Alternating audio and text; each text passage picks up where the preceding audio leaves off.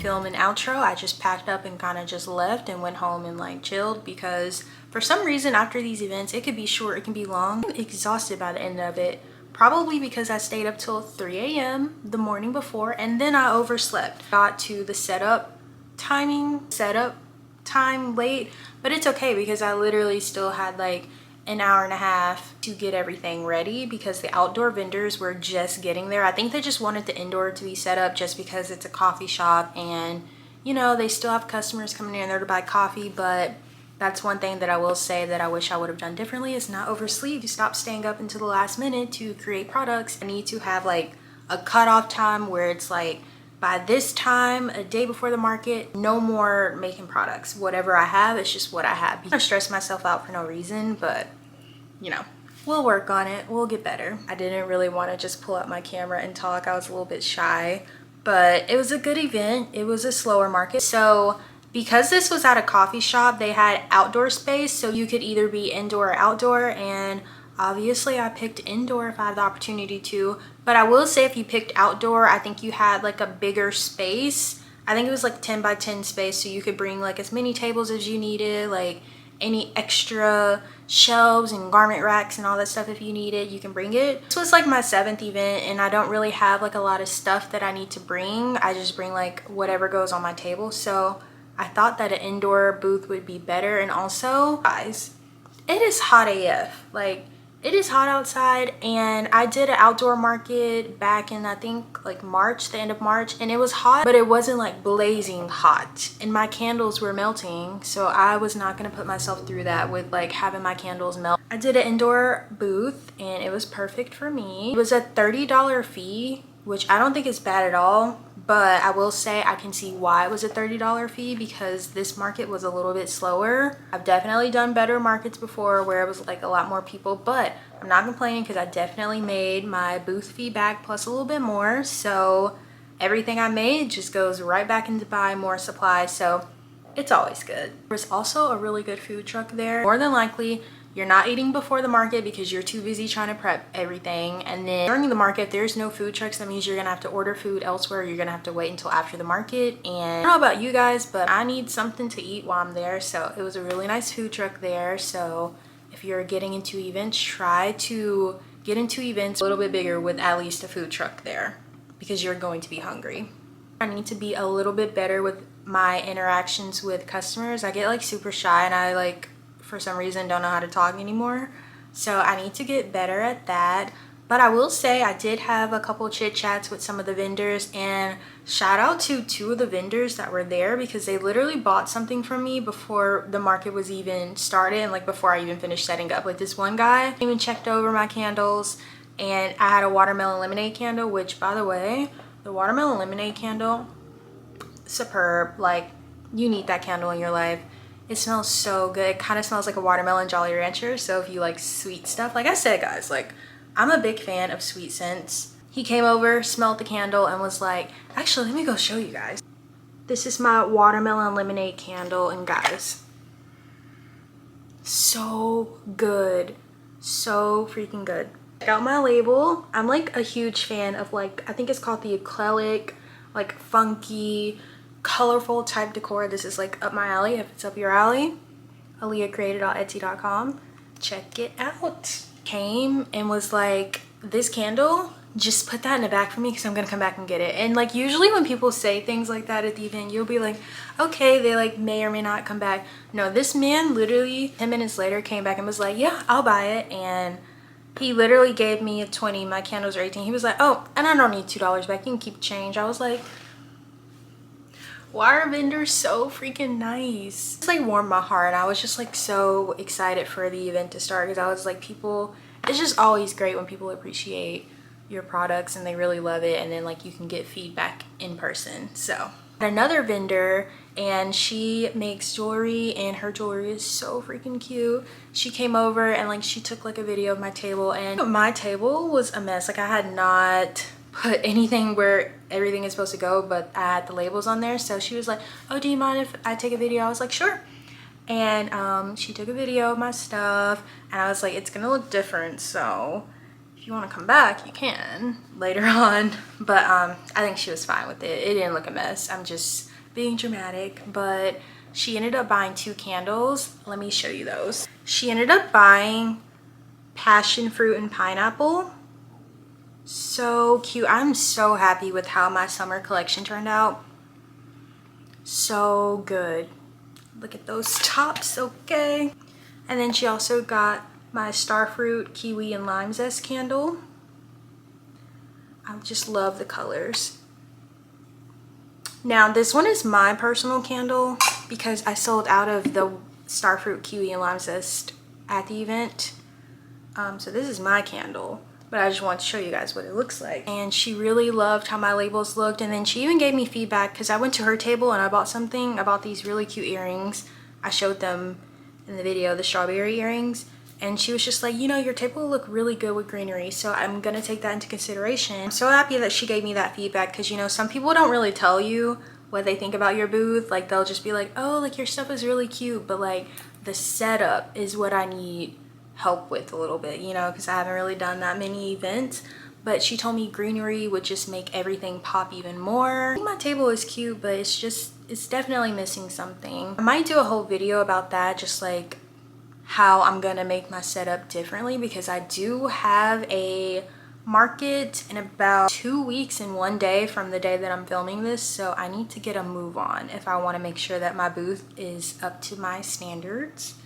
The market was slower towards the end, so I took another like food break, and then I walked around, talked to some of the other vendors. Some of the vendors even gave me some tips about like other markets that are around in the area, because for some reason I'm like having a really hard time finding events before the event happens. They'll put out a flyer like the week that the event is, and it's like it's kind of too late for you to kind of join because you already have your week planned out, or they're stopped accepting vendors, or they're already full with vendors. So I'm just needing to work on that, just to put myself out there, because I really do like doing these events. That's how the market went. They do have another market in the fall. It's gonna be like a fall, I believe, night market maybe, or maybe it's just a fall market. I'm gonna try to get into that too, because you can't beat like $30 vendor fee. Like, I've seen some events where it's like $150 plus 10% commission. I'm like, no, you either do commission 10% of my final sales, or you do a vendor fee. Why would you do a vendor fee plus commission unless you're guaranteed to make like $600, $700, $800? Like, no, if I'm only going to be making like $200, why do you need 10% of my sales plus a vendor fee? That's just crazy to me. All in all, I just need to stop stressing about small things, because everything turns out in the end. I need to up my table setup game. I need to up my product game. There's just like a lot of stuff that I want to work on before my next event. I definitely already am signed up for markets in the fall, hoping to be signed up for markets in the winter. So it'll be cool if you guys stayed along for the journey, just to see like how everything turns out. But yeah, thanks for watching this video, and I hope y'all have a great day. Bye y'all.